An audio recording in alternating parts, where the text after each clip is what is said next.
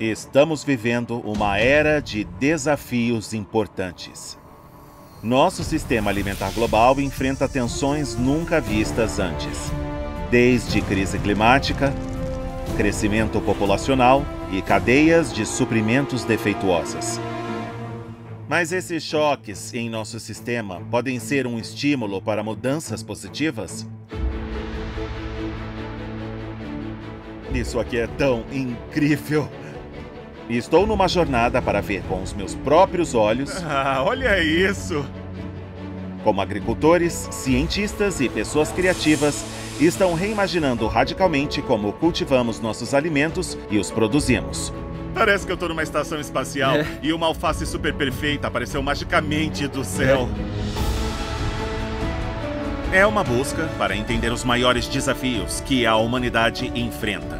Temos que acordar e temos que alimentar o mundo. Esse é um grande trabalho. Criando um novo e melhor futuro alimentar. Seguindo a comida. Cura pelos alimentos. Neste episódio, comida como remédio. Dá uma mordida. Tá bom. É bom. Como pensar em comida de um jeito diferente? Essa inovação da biofortificação é fácil e precisamos garantir que poderemos levá-la ao maior número possível de comunidades. Será que é o segredo para criar um mundo mais saudável e rico? Isso poderia transformar a saúde de civilizações inteiras.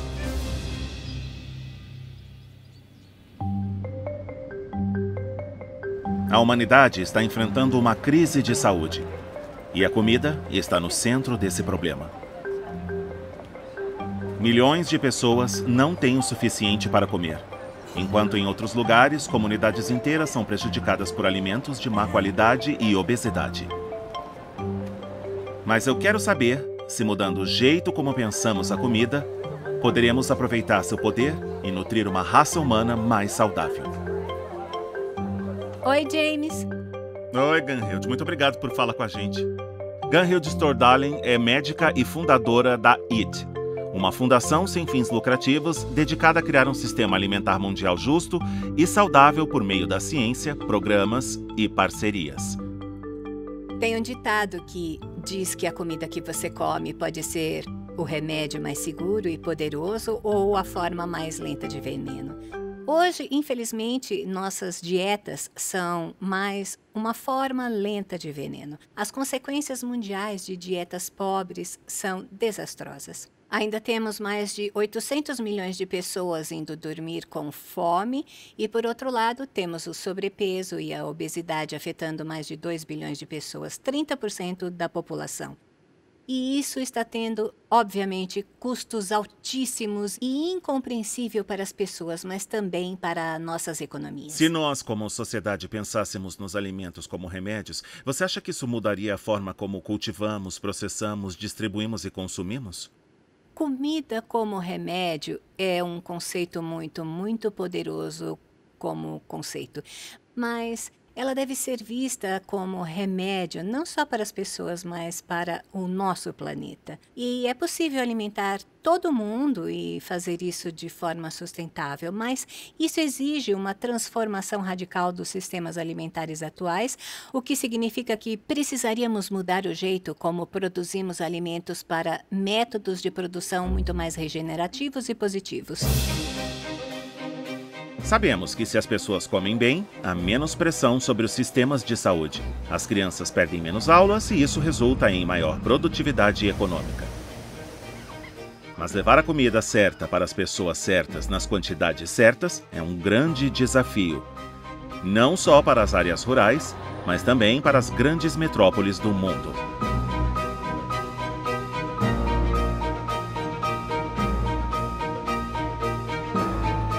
A desigualdade numa cidade como São Paulo é enorme. São Paulo tem mais de 1.700 favelas. Muitas dessas favelas são consideradas desertos alimentares. Isso significa que são lugares onde o acesso a supermercados e a alimentos frescos e saudáveis é escasso ou impossível. A Unicef informou que, no mundo todo, pelo menos uma em cada 3 crianças com menos de 5 anos está desnutrida ou com sobrepeso. Quase 2 em cada 3 crianças entre 6 meses e 2 anos não são alimentadas com alimentos que ajudem no rápido crescimento de seus corpos e de seus cérebros. No Brasil, André e o Projeto Campo Favela apresentaram uma solução inovadora. O alimento deve ser o primeiro e mais importante remédio para a população e principalmente para essas comunidades. Reagindo aos problemas de abastecimento agravados pela pandemia do coronavírus, o projeto criou uma nova cadeia de abastecimento de frutas e vegetais frescos, conectando pequenos agricultores locais diretamente às comunidades. O sistema já foi implantado em 19 cidades de 10 estados brasileiros e o objetivo é criar um modelo de negócio sustentável que leve alimentos frescos para essas áreas mesmo depois da pandemia. Na gestão da cadeia de suprimentos, temos que considerar não só os indicadores de tempo de entrega, custo e eficiência, mas temos que considerar os indicadores de bem-estar como saúde, acesso, redução da desigualdade e felicidade. Eu não acho que exista somente uma única solução para esse problema, mas sim um conjunto de soluções que vem do governo, das empresas privadas e também das próprias comunidades. Um dos maiores obstáculos para levar alimentos frescos e saudáveis até os desertos alimentares é a perecibilidade, e os varejistas tendem a dar preferência a produtos ultraprocessados com vida útil mais longa, que são ricos em calorias, mas pobres em nutrientes. E eu quero saber se ultraprocessado significa que é sempre ultra prejudicial. O famoso engenheiro bioquímico e ex-professor da Universidade de Harvard, David Edwards, chegou ao ponto de inventar um novo tipo de alimento, inspirado na natureza e apoiado por algumas das principais universidades do mundo, o que me lembra uma coisa de filme de ficção científica. É chamado de food berries e é uma ideia que pode ser usada para uma rápida correção de nutrientes em dietas pobres. Basicamente, pegamos qualquer alimento à base de plantas e criamos uma casca, tipo de uma uva. O benefício para o consumidor é que é um lanchinho, um petisco e é uma delícia, mas também é super nutritivo. E do que são feitas essas cascas de frutas? Usamos moléculas que vêm de cogumelos e algas. Estes são ingredientes naturais. Sim, que são combinados de um jeito diferente? Exato, e na proporção certa. Eles viram uma matriz muito interessante para a nutrição e para o ferro, por exemplo. Então, é um sistema de entrega muito interessante. Eu tô querendo muito experimentar. Tá bom, então. Vamos começar com esta daqui. Esta é... Tá bom. De manga e abacaxi. Na hora eu senti o cheiro, um cheiro de frutas tropicais. Elas são macias. É a primeira coisa que eu notei. São meio pegajosas. Mas não muito, é exatamente como segurar uma cereja. Dá uma mordida. Tá bom. Assim. Eu mordi de lado. Ah, é bom! Isso foi... Desculpa, meu cérebro de botânico ficou maluco.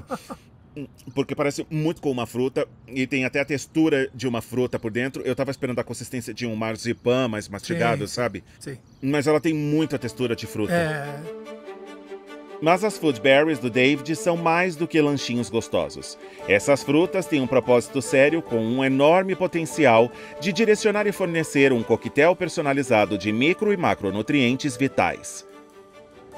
Isso é inspirado naquele tipo de ideia futurista dos anos 60, de carros voadores e uma refeição numa pílula? Foi daí? Foi essa a inspiração? Não, na verdade, é engraçado. Não, na verdade veio da minha experiência na África. Eu criei uma organização sem fins lucrativos chamada Medicine in Need e me comprometi com a ideia de que devemos levar a ciência e a tecnologia que desenvolvemos tanto para a área de saúde para as pessoas através da alimentação. Usando a fórmula das food berries, David e sua equipe estão trabalhando com o governo de Serra Leoa para criar uma uva rica em nutrientes, projetada para ajudar a combater a desnutrição generalizada. O que vamos fazer é colocar o ferro solúvel com vitamina C. E a vitamina C vai ser um potencializador da absorção de ferro. Só no nosso intestino não absorve tão bem. E, geralmente, você não pode colocar o ferro nos alimentos, porque ele oxida na água, mas por causa da casca que colocamos. Entendi. O ferro e a vitamina C ficam estáveis. É bom. É.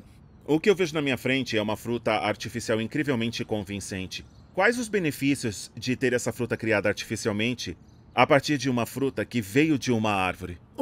É a densidade nutricional. Podemos aumentar o conteúdo nutricional em termos de vitaminas e tem também acessibilidade e a usabilidade. As ideias do David mostram como o poder da ciência alimentar prova que o único limite para o que podemos criar é a nossa imaginação. A seguir, eu vou querer saber como as safras básicas das quais milhões dependem podem ser usadas para combater o que é conhecido como fome oculta. E as experiências com genética vegetal que podem revolucionar nossas dietas. Sabemos que quando as pessoas não recebem comida suficiente ou quando comem alimentos de baixa qualidade, isso tem um efeito profundo na saúde delas, retarda o desenvolvimento e sobrecarrega os sistemas de saúde do mundo. Estou explorando como podemos aproveitar o poder da boa comida como remédio. Eu vi como repensar as cadeias de suprimentos pode ajudar a enfrentar os desertos alimentares e como a ciência alimentar está nos permitindo inventar novos alimentos enriquecidos com nutrientes. Mas agora eu quero descobrir como nossas safras mais importantes podem ser adaptadas para combater a desnutrição.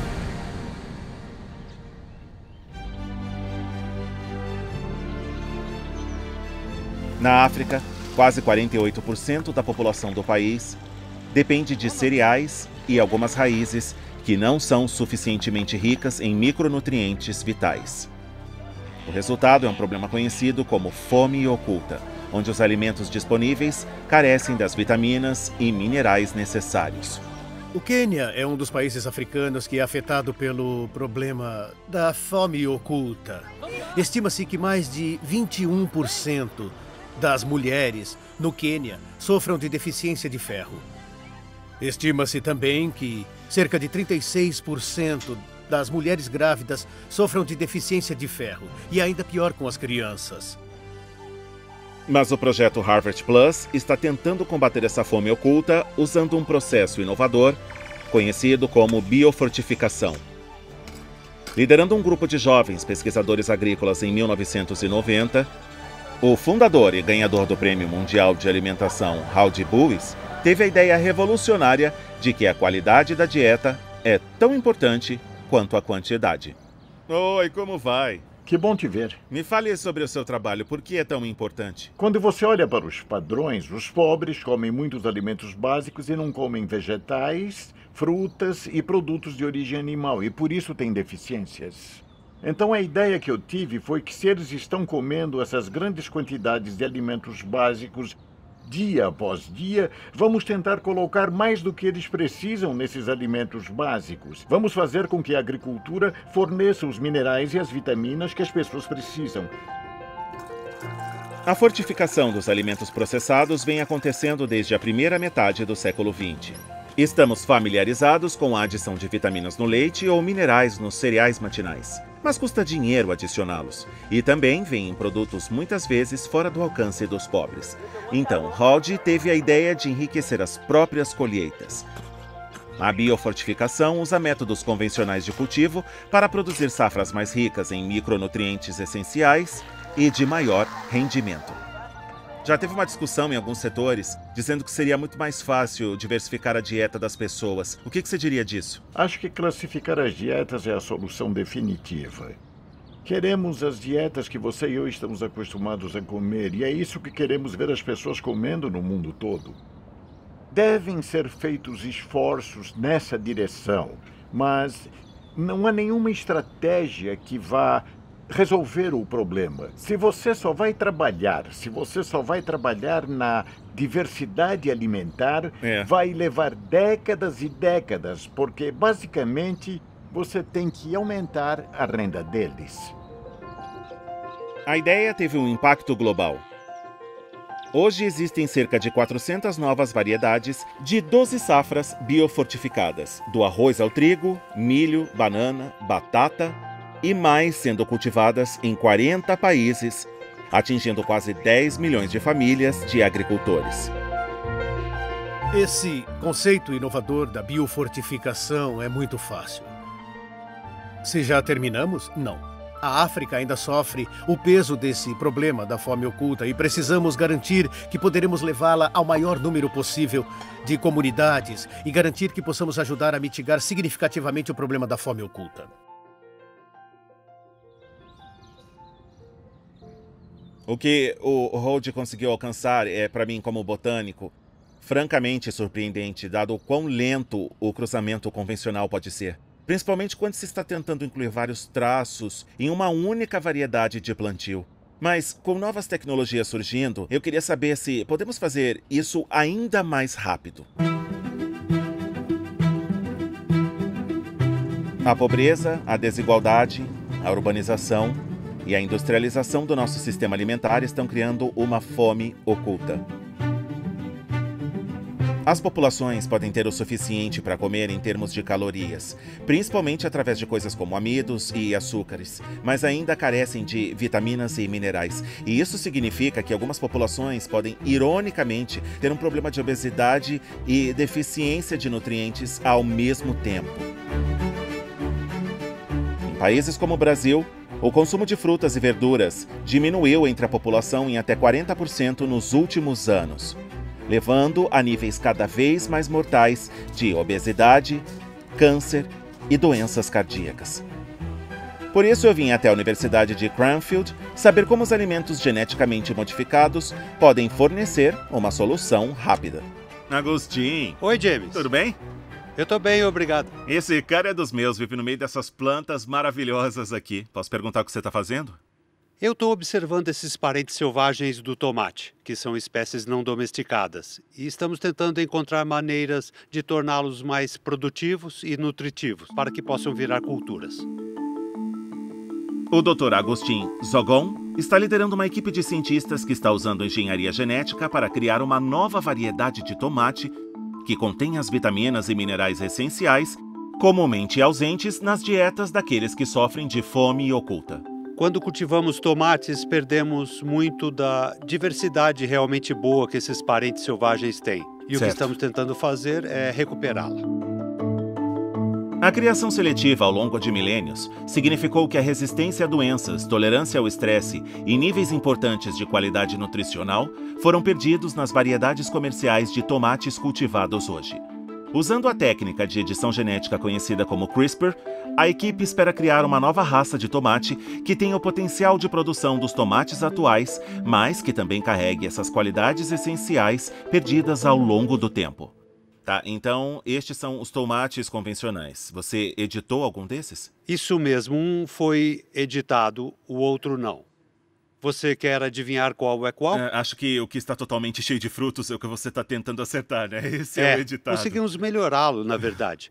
E o que você está vendo aqui é que essa variedade de tomate tem esse tipo de inflorescência, onde o fruto se desenvolve lenta e sequencialmente. Legal. Introduzimos uma alteração com a edição genética e criamos um ramo, onde a maioria das frutas amadurece ao mesmo tempo, para que você tenha mais frutas e um amadurecimento mais concentrado. Esses são, em outras palavras, clones genéticos, são gêmeos idênticos perfeitos. E tudo que você fez foi mudar um único gene. Sim, exato. Quando você identifica um gene e pode provar que uma certa mudança produzirá um certo resultado na planta, então você pode passar para as espécies selvagens. E você pode introduzir essas características para transformá-las em culturas. Isso é bem revolucionário para mim em termos de aumento de produtividade. Mas um dos problemas com esse aumento é que às vezes isso ocorre à custa da nutrição, não é? Sim, isso mesmo.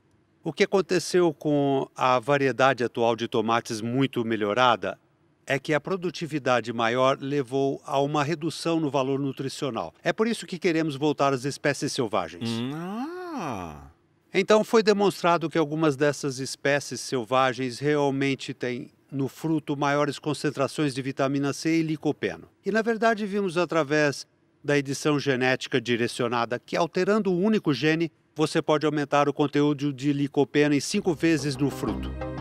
Como antioxidante, o licopeno, o pigmento vermelho do tomate, tem sido associado à redução de incidências de doenças cardíacas, um problema específico ligado à fome oculta. Parece que essas espécies selvagens são realmente superiores em quase todos os aspectos aos nossos tomates atuais, exceto pelo fato de que elas não podem ter uma produção decente. E se pudéssemos convencê-las a fazer isso, teríamos um super tomate? Sim, exato. É isso que estamos tentando fazer. Estamos tentando descobrir exatamente quais genes precisam ser manipulados nessas plantas para transformá-las em culturas realmente boas, nutritivas e produtivas. Eu já tinha me deparado com a tecnologia de edição genética antes, enquanto fazia esta série. E esta é uma técnica que não está isenta de críticas. Atualmente, as regulamentações em torno da pesquisa e do uso comercial da edição genética diferem de país para país, mas a capacidade do processo de avançar rapidamente às técnicas convencionais de reprodução pode mudar o jogo. Então, qual é o primeiro passo? Bom, o primeiro passo é olhar para a sequência genética e determinar exatamente quais mudanças queremos fazer neste gene. Você tem todo o código genético de toda a planta mapeado no computador e consegue identificar só o pequeno trecho, que é o gene que você tem como alvo. Sim, isso mesmo. Com as plantas nativas de tomate editadas com sucesso para produzir frutos mais nutritivos e abundantes e ainda mantendo suas qualidades originais, a equipe colhe as sementes. Para onde essas sementes vão depois de estarem limpas e secas? Nós enviamos elas para o Brasil, onde faremos testes de campo, cultivá-las, para ver se elas têm o benefício agronômico que esperamos. Mas isso dá muito trabalho. É divertido fazer agora, mas isso levou anos, cooperação internacional e uma quantia enorme de dinheiro. Por que isso é tão importante? O que te motiva? O que estamos tentando fazer aqui é criar uma plataforma que possa ser usada no futuro, não só para o tomate, mas para outras culturas que crescem em lugares como o Brasil. Para ajudar os agricultores e também para o benefício dos consumidores. Eles podem ter um produto mais saudável e mais nutritivo. Isso pode transformar a saúde de civilizações inteiras e algumas das pessoas mais pobres do planeta. Bom, isso é o que realmente queremos. Acho que essa semente aqui vai fazer isso. O poder de criar superalimentos através do melhoramento de plantas é absolutamente enorme. E com isso, teremos um extenso arsenal de alimentos altamente nutritivos para combater todos os níveis de desnutrição. Mesmo nossas safras mais tradicionais, o tipo de coisa que cultivamos e comemos há milênios são, na verdade, coquetéis químicos incrivelmente complexos, às vezes contendo centenas de compostos diferentes, muitos dos quais estamos só começando a entender as propriedades. E isso significa que o potencial dos alimentos de transformar nossa saúde é absolutamente enorme. E o mais fascinante é que esta jornada, em muitos casos, está só começando.